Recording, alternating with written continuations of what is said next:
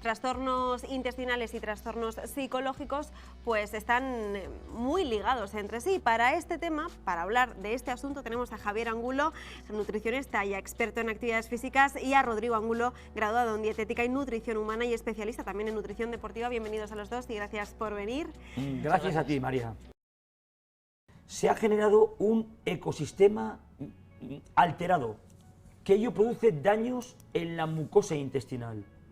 Eso, unido a una alimentación que lo perjudica todavía más y al estrés, genera problemas de una hiperpermeabilidad intestinal. Es decir, el intestino se abre, se vuelve poroso y entran sustancias a la sangre que no deberían pasar. Y es ahí donde se generan la mayoría de las patologías autoinmunes y también patologías de diverso orden que afectan a la mente.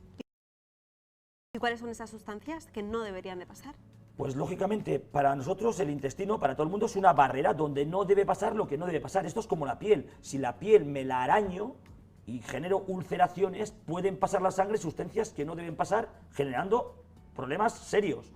Pues eso mismo, ¿qué pasan? Pues pasan metabolitos que no deben pasar, bacterias, pasan también proteínas incompletamente digeridas y todo ello genera un montón de sustancias que lo que hacen es perjudicar a nuestra fisiología. Uno de los grandes peligros es la alimentación moderna. Y Rodrigo, yo creo que de esto tú sabes y mucho, ¿no? Sí, al final lo que pasa en la microbiota, en el intestino, es que depende muchísimo de cómo nos alimentamos. En función de cómo nos alimentamos vamos a generar o vamos a permitir que un tipo de bacterias se reproduzcan más o se reproduzcan menos. Esto es lo que se conoce como disbiosis. Disbiosis es aquel ecosistema a nivel intestinal que se ve alterado y no hacia un punto positivo, sino hacia uno más negativo. Dependiendo de cómo elijamos la alimentación, vamos a permitir que unas bacterias proliferen más o menos. Si tuviese que hacer y dar unas recomendaciones prácticas, lo más importante es la fibra. La fibra es lo que se ha visto que es el alimento que van a utilizar las bacterias para reproducirse, para crecer. Tenemos dos tipos de fibras, insoluble y soluble, ambas muy importantes. Y estas sustancias lo que van a hacer es permitir que esas bacterias crezcan y no solo eso, muy importante también, sino que produzcan sustancias que van a reducir el riesgo frente a diferentes enfermedades como el cáncer colorectal, etc. Estas sustancias serían, por ejemplo, los ácidos grasos de cadena corta.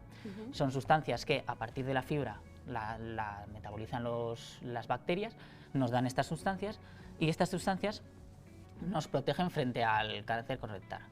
Otro de los alimentos que siempre ha sido muy clave en el mundo del intestino es el tema de la carne. La carne sí que se ha visto, actualmente se ha visto que el problema no es tanto de la proteína en sí, sino de patrones en los que la proteína está muy elevada y la fibra está muy baja. Entonces, ¿cuál es el problema?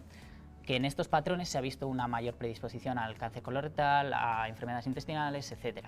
No por la carne en sí, sino porque tenemos muy poca fibra, tenemos muchísima proteína y esa proteína lo que va a hacer es alterar lo que son las bacterias en el medio, va a proliferar bacterias que nos pueden hacer daños y en ese sentido pues va a fastidiar lo que es el ecosistema. Los hidratos de carbono también es otro alimento que las bacterias también pueden usar como sustrato. Y entonces simplemente los hidratos de carbono sería quedarnos con que los refinados se ha visto que hacen que proliferen, disminuyen la cantidad de bacterias beneficiosas como el bifidobacterium, etc. Y sí que diferentes tipos de hidratos de carbono, como puede ser el amidón resistente, etc., lo que ayuda es que las bacterias proliferen, las poblaciones de bacterias saludables y nos van a proteger frente a enfermedades. Y si tuviese que tocar ya el último punto sería el tema de la grasa. Sí que la grasa, lo que hemos hablado de los ácidos grasos de cadena corta, van a favorecer el desarrollo de bacterias, pero lo mismo que he dicho antes, patrones muy grasos tipo el americano, etcétera, que están relacionados con mucha grasa, mucha carne, poca fibra, poco hidrato de carbono, se van más al tema de patología, al desarrollo de patologías. Entonces, las grasas per se tampoco se ha visto que tengan un efecto muy puntual, sino más el patrón con total. Patrón, además, que está muy relacionado con el sedentarismo, etc. Entonces, dejar claro simplemente que esta asociación es una asociación que se ha demostrado, no determina simplemente la causalidad, no quiero dar a entender que es causal, que este patrón, pum, causa esto.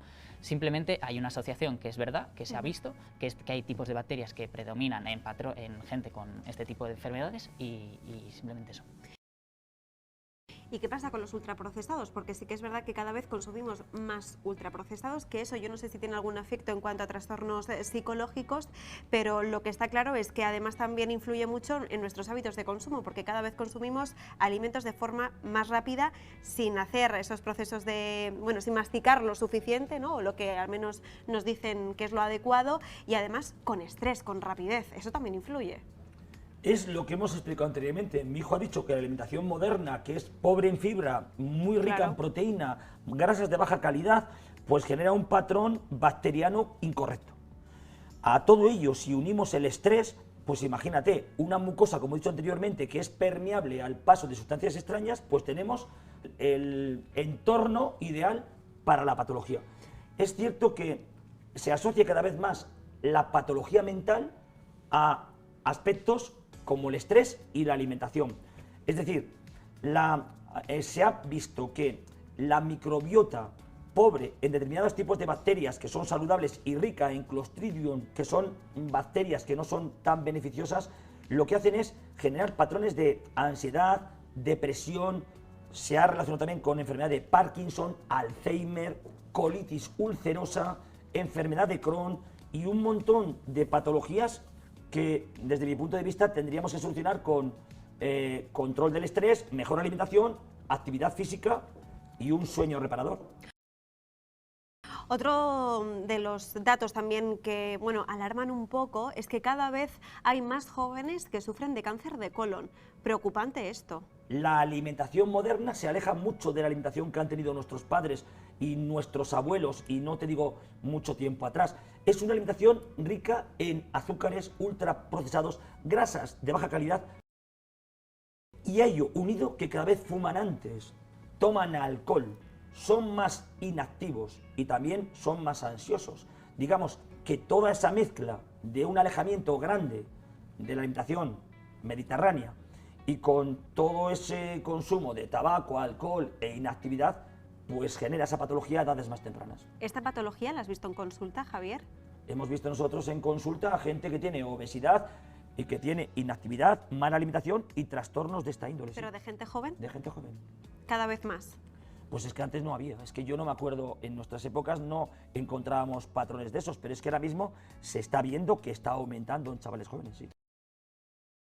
Luego también otra de las cosas muy interesantes y bueno, pues que también hacen saltar un poco las alarmas es el tema de la depresión, ¿no? Que venimos hablando justamente ahora.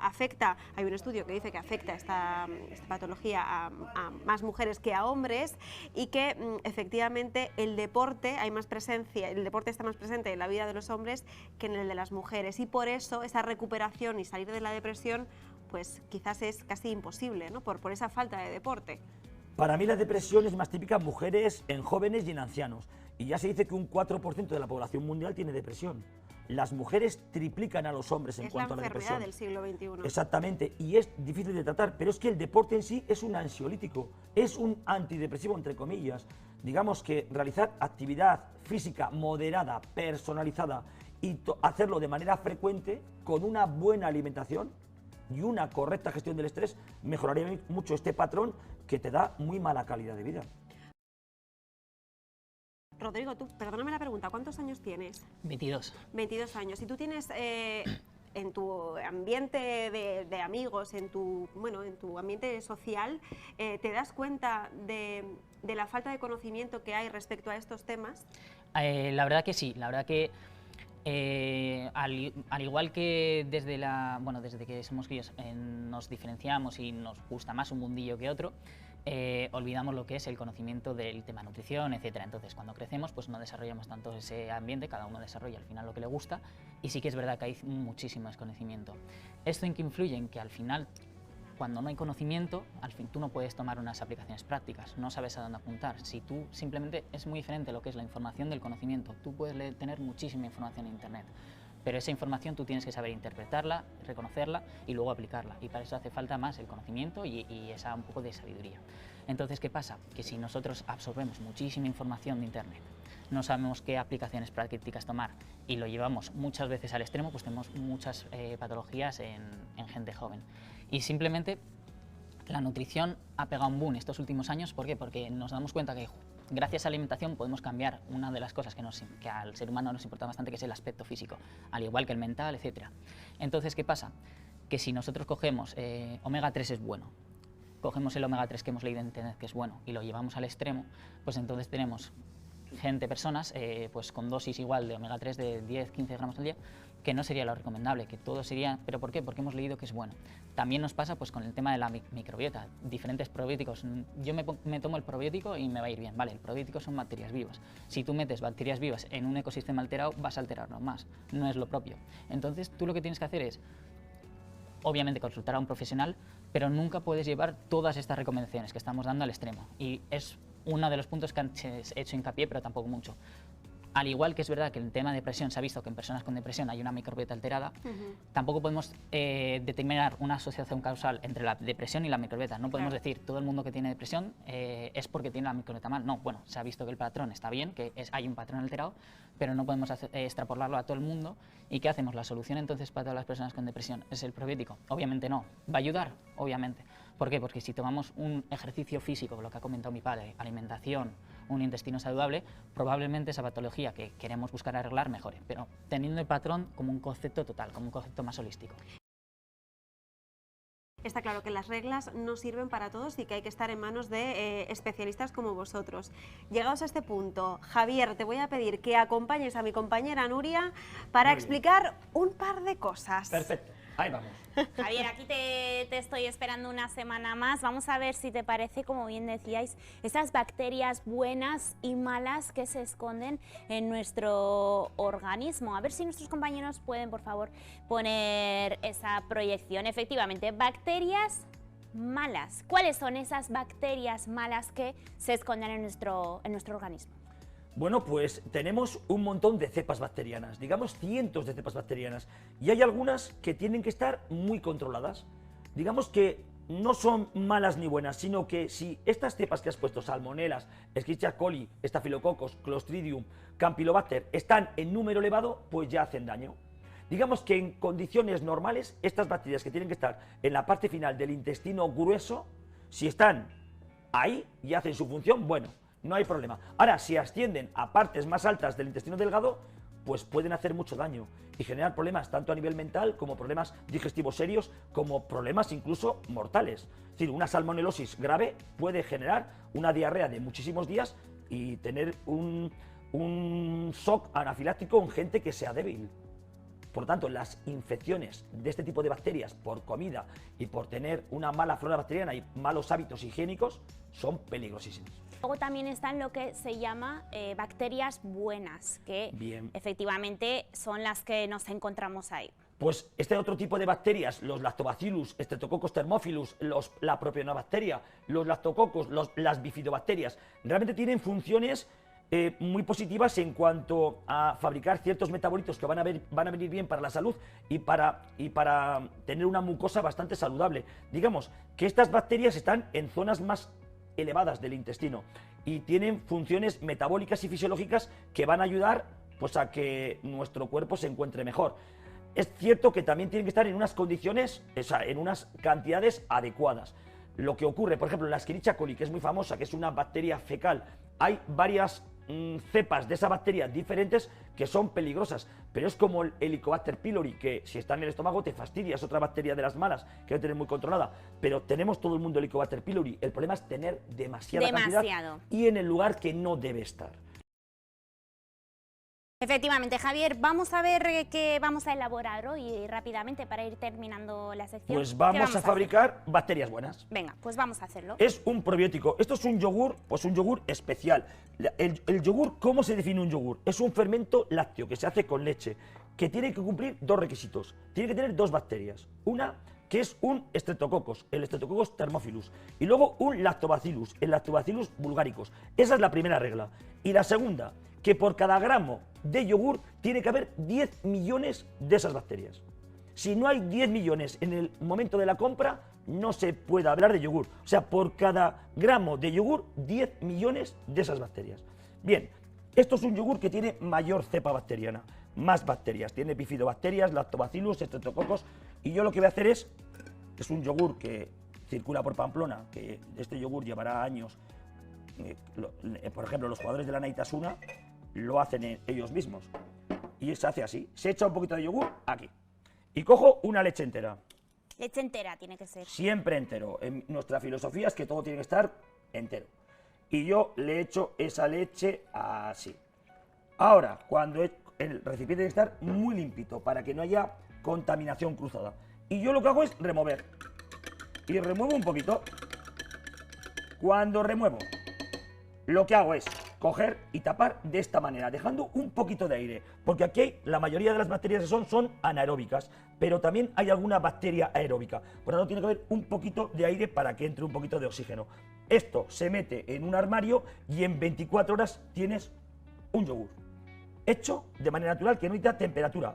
A temperatura ambiente de 25 grados que suele haber en casa, se hace solico. Y estos son probióticos, son cepas bacterianas, que es los lactobacillus más conocidos y que mejor sientan, están aquí reunidos. Se meten en frigorífico y a veces los puedes consumir en gente que tiene problemas en cuanto a la microbiota intestinal, porque tiene poco recuento de bacterias beneficiosas. Una manera de hacer un probiótico, o otra manera es consumirlo. Gracias, Javier, María, espero que hayas apuntado. He tomado buena nota, efectivamente. Javier, Rodrigo, Nuria, muchísimas gracias a los dos por venir y por explicarnos este apasionante mundo. Do you want to help me to build a better